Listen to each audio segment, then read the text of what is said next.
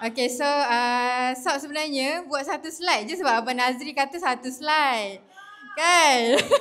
Satu je kan? Okay, so jadi sebelum tu Sab nak perkenalkan dalam platform ni Sab berdua lah dengan suami dan Sab nak ambil peluang untuk ucapkan terima kasih kepada syarikat Elken. Okay, sebab bagi kami orang kata apa, pengalaman yang susah nak ungkap. Okay? Lepas tu saya nak ucapkan terima kasih kepada mentor Subsai, mentor Aina Faiz, okay, mentor Ikamal, mentor Enhama, Fizu, NRV, Mami Papi Kak Kodi. Okay? Terima kasih sebab bantu Subsai yang mana sebelum ni masa permulaan Subsai join kan, mentor kata Sab fight Beijing. Kita rasa macam macam okay je. Kita tak rasa yang kita boleh buat. Tapi alhamdulillah Subsai achieve Beijing ni dalam tempoh 1 bulan setengah je. 1 bulan setengah je kita fight betul-betul kasih jadi. So ini adalah waktunya yang mana kita tahu Yunan berbaki lagi berapa 1 bulan setengah, betul tak? So tak ada yang mustahil. So pengalaman Subsai yes daripada betul lah cakap Sheryl tadi kan. Daripada hotel hotel pun dah sangat-sangat luar biasa sebab Subsai adalah pasangan yang suka bercuti.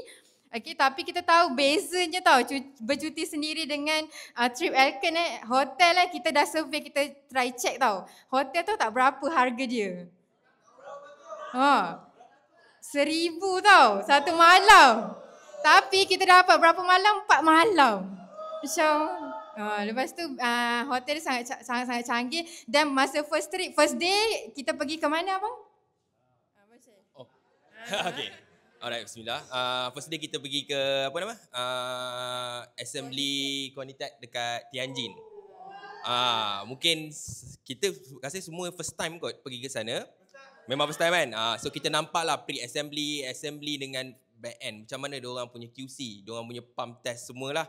Dan kalau kita tengok daripada situ, yang paling teruja dia punya proses elektrolisis dia, PEM tu. So daripada situ kita dapat knowledge lagi penambahan macam mana proses dia semua. Dan daripada situ juga kita dapat jumpa siapa sebenarnya yang buat elektrolisis tu. And daripada orang Korea tu sendiri. Macam mana Mr.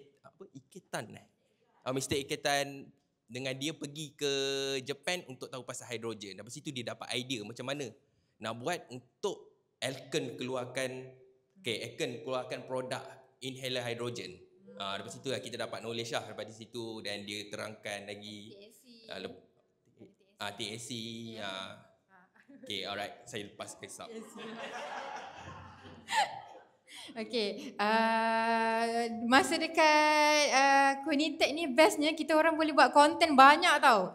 Sebab dia kata kalau dia open dekat orang luar tak boleh buat video, tapi special untuk kita je boleh buat video. Tu yang bestnya, saya rasa macam peluang lah, memang sangat baik. Lepas tu ni antara beberapa gambar tak sempat lah last minute kan. Dapat pergi ke mana?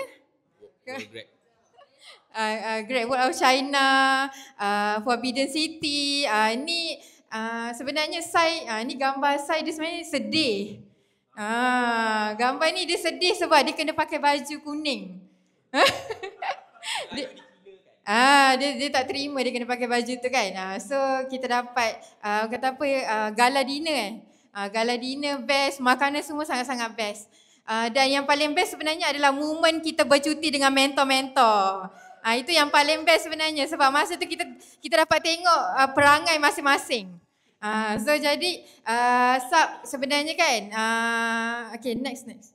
Okay, so sebenarnya matlamat Sab saya adalah Sab nak dalam tempoh 2 bulan ni Sab nak cuba achieve diamond dan kalau boleh Sab nak bawa lebih ramai lagi, terutama sekali Aisyah, Kak Noma, Lisa Peace, Dayat pergi ke trip percutian ke Yunan yang mana 1 bulan ni tak ada yang mustahil lah. Okay, so doakan Subsai dapat bantu tim. Okay, so terima kasih.